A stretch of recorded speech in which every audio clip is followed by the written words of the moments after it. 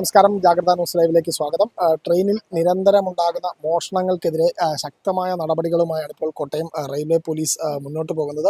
ഈ കഴിഞ്ഞ കുറച്ച് ദിവസങ്ങളിലായി നിരന്തരം ഇത്തരം മോഷ്ടാക്കളെ അറസ്റ്റ് ചെയ്യുകയും ഇവർക്കെതിരെ നടപടിയെടുക്കുകയും ചെയ്യുന്ന സാഹചര്യമുണ്ട്. പ്രതികളെ പിടികൂടുന്നതിനൊപ്പം ഈ സാധനങ്ങൾ റിക്കവർ ചെയ്തെടുക്കുകയും പോലീസ് ചെയ്യുന്നുണ്ട്. ഇപ്പോൾ കഴിഞ്ഞ 1-ാം തീയതി ഉണ്ടായ മോഷണത്തിലാണ്, ഓഗസ്റ്റ് 1-നുണ്ടായ ഒരു മോഷണത്തിലാണ് ഇപ്പോൾ പ്രതിയെ പോലീസ് സംഘം പിടികൂടിയിരിക്കുന്നത്. അസം സ്വദേശിയാണ്. Kottayam railway SHO Reji P ജോസഫിന്റെ നേതൃത്വത്തിലുള്ള സംഘം പിടികൂടിയിരിക്കുന്നത്.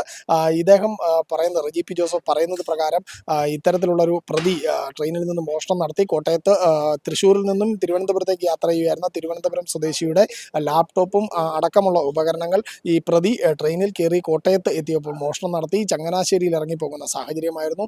ഇതേ തുടർന്ന് ഈ തിരുവനന്തപുരം സ്വദേശി തിരുവനന്തപുരത്ത് എത്തിയപ്പോൾ തിരുവനന്തപുരം പോലീസ് സ്റ്റേഷനിൽ റെയിൽവേ പോലീസ് സ്റ്റേഷനിൽ പരാതി നൽകുകയും അവിടെ നിന്ന് ഈ FIR ഇങ്ങോട്ട് ട്രാൻസ്ഫർ ചെയ്ത് കിട്ടുകയും പോലീസ് അന്വേഷണം നടത്തുകയായിരുന്നു.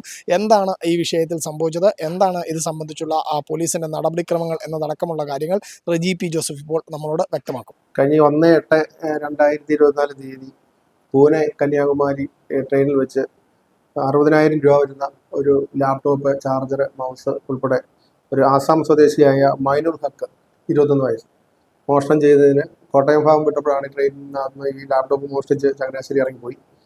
അത് തിരുവനന്തപുരത്ത് കൊണ്ടുപോയി തിരുവനന്തപുരം പോലീസ് സ്റ്റേഷനിൽ കൊണ്ട് പരാതി കൊടുത്തു. ആ പരാതി കോട്ടയം സ്ഥലത്ത് വെച്ച് ലാപ്ടോപ്പ് നഷ്ടപ്പെട്ട കാരണം നമുക്ക് ട്രാൻസ്ഫർ ചെയ്ത് തന്നു.